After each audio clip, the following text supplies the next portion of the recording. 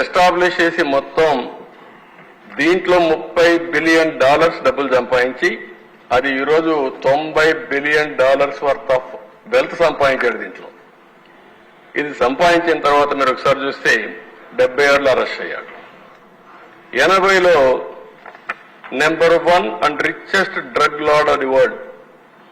Drugs కూడా మీ ప్రపంచంలో richest fellow కావచ్చు, వ్యాపారాలు చేసి కావచ్చు. కానీ ఇప్పుడు మాజీ ముఖ్యమంత్రి ఉద్దేశం ఏంటి?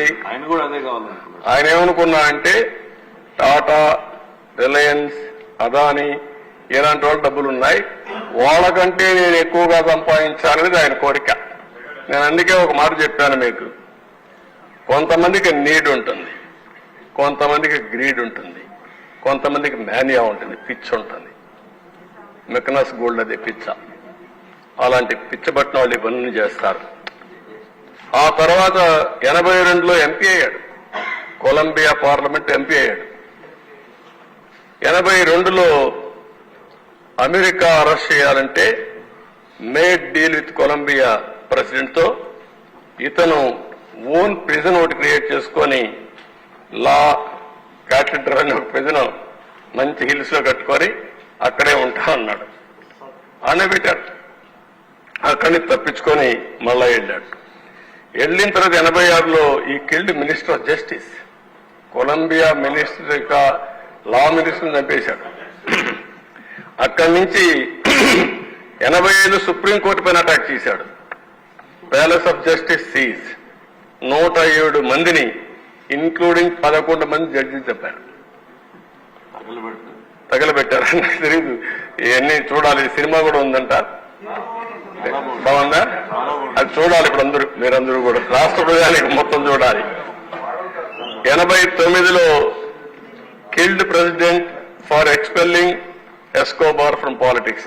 ఒక ఆయన మాట్లాడాడు, ఇలాంటి వాళ్ళు ఉండకూడదు, వీళ్ళంతా కూడా డ్రగ్ వీళ్ళు ఉండకూడదని చెప్పిన నేరానికి అతను చంపేశారు.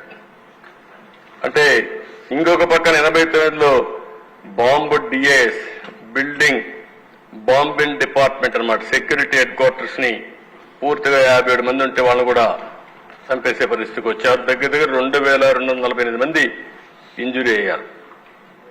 అంటే నేను ఒక ఫ్లైట్ కూడా కాల్ చేశారు. నేను ఎందుకు ఈ విషయాలు చెప్తున్నానంటే, నిన్న కూడా రఘురామకృష్ణరాజు గారు ఒకటి అడిగారు, సార్ ఎట్లా ప్రజలు ఓట్లు వేశారు? ఈరోజు రాజకీయాలు ప్రజాస్వామ్యయుతంగా నీతి నిజాయితీగా చేయాల్సిన అవసరం ఉంది. నాకు అనుమానం లేదు. భారతదేశం 2047కి #1 గా కానీ #2 గాని ఉంటుంది. వికసిత్ భారత్ నరేంద్ర మోడీ గారు చెప్పే విషయం మనం గుర్తుపెట్టుకుంటే అనుమానమే లేదు. భారతీయులు మొత్తం ప్రపంచానికే నాయకత్వం ఇచ్చే శక్తి ఉంది సేవాభావంతో. ఇప్పుడు అమెరికాలో మీరు చూస్తే 2 పార్టీల్లో ఒక పక్క ప్రెసిడెంట్ ఆఫ్ అమెరికా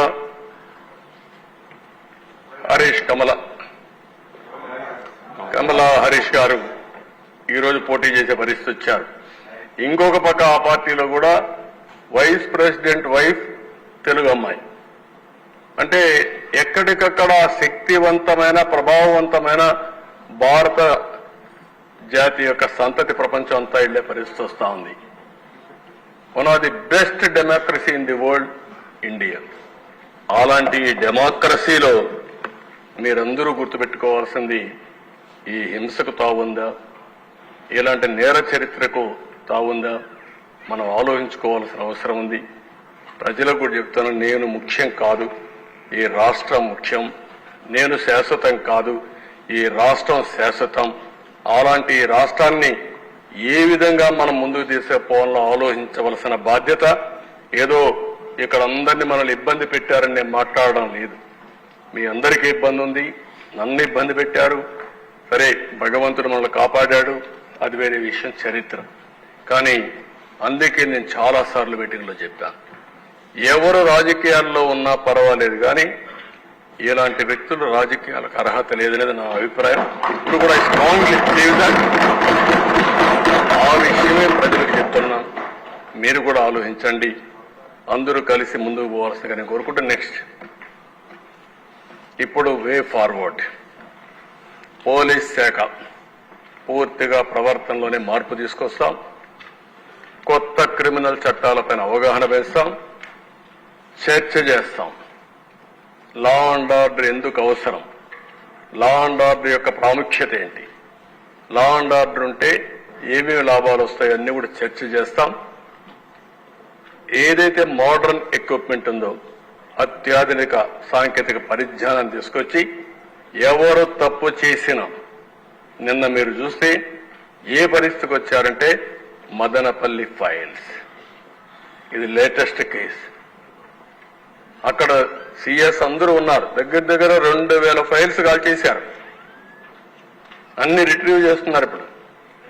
అంటే ఏ విధంగా వీళ్ళు తయారైపోయారంటే వీళ్ళు చేసే ఘోరాలు నేరాలు కప్పిపుచ్చుకోవడానికి దేనికైనా తెగాయించే పరిస్థితికి వస్తున్నారు.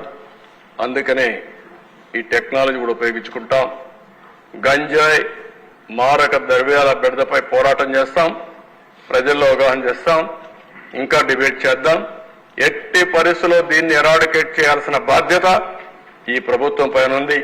దాన్ని పూర్తిగా ప్రజల్లో తీసుకుపోయే బాధ్యత ఇక్కడ ఉండే ఎమ్మెల్యేల పైన, ఈ డిపార్ట్మెంట్స్ పైన ఉందని చెప్పి నేను మీకు తెలియజేస్తూ, ప్రవర్తనాత్మక పోలీస్ శాఖ, నేరగాళ్లలో భయం రావాలి. నేను అందుకే ఫైనల్ గా ఒకటి చెప్తున్నా, లాస్ట్ నేర రహిత సమాజం, జీరో టాలరెన్స్ ఆన్ క్రైమ్. ఎక్కడ రాజీ పడే సమస్య లేదు, తన మన అనే భేదం కూడా లేదు. శాంతి భద్రతలో నూతన అధ్యాయం, new chapter in law and order will start, already started.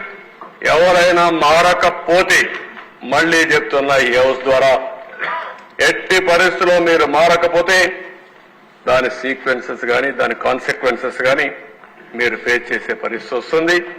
Law and ఆర్డర్కి అబైడ్కండి, చట్టాన్ని గౌరవించండి. లా ఆఫ్ ది ల్యాండ్ ఉంది. అదే సమయంలో నేరస్తులు కూడా రాజకీయాల్లోకి వచ్చి నేరాలు ఘోరాలు చేయడానికి రాజకీయం ముసుగేసుకుంటే మాత్రం ఆ రాజకీయం ముసుగు చేసి ఎవరైతే నేరాలు చేసిన వాళ్ళని నేరస్తులుగానే ట్రీట్ చేసి పనిష్ చేస్తామని చెప్పి కూడా ఈ హౌస్ లో మరొకసారి మీ అందరికీ తెలియజేసుకుంటూ, 5 ఏళ్లలో జరిగింది ఇది. దీనికి ఒకటే పరిష్కార మార్గం, ప్రజా చైతన్యం. ఆ ప్రజా చైతన్యంతోనే ముందుకు పోయి ఒక ఆంధ్రప్రదేశ్ రాష్ట్రం పీస్ఫుల్ స్టేట్, ఒక డొసైల్ గా ప్రతి ఒక్కరు కూడా ప్రపంచంలోనే తెలుగు జాతి, నేను ఎన్నోసార్లు చెప్పాను, నెంబర్ 1 కమ్యూనిటీగా చేసే అవకాశాలున్నాయని, దానికోసం ముందుకు పోతా అని చెప్పి తెలియజేసుకుంటూ, నేను చెప్పిన విషయాలన్నీ ప్రజలు ఆలోచించండి. మీకు జరిగిన ఘోరాలు అన్యాయాలు ఇక్కడనే నేను చూస్తే 80%, 90% ఎమ్మెల్యేస్ అంతా బాధితులే. ఇదే సమస్య ప్రజల్లో ఉంది. వాళ్ళు చెప్పుకోలేని ఫియర్ ఉంది, భయం ఉంది. కొంతమందికి ఎవరికి చెప్పాలో తెలియని పరిస్థితుంది. వాళ్ళు కూడా చెప్పమంటున్నా, మీకు జరిగిన అన్యాయాలు చెప్పండి. మీ అన్యాయాల్ని పూర్తిగా అరికట్టే బాధ్యత, మీకు న్యాయం చేసే బాధ్యత మేము తీసుకుంటామని మరొకసారి తెలియజేసుకుంటూ, ఈ అవకాశాన్ని ఇచ్చిన స్పీకర్ గారికి మనస్ఫూర్తిగా నమస్కారాలు, ధన్యవాదాలు. Thank you.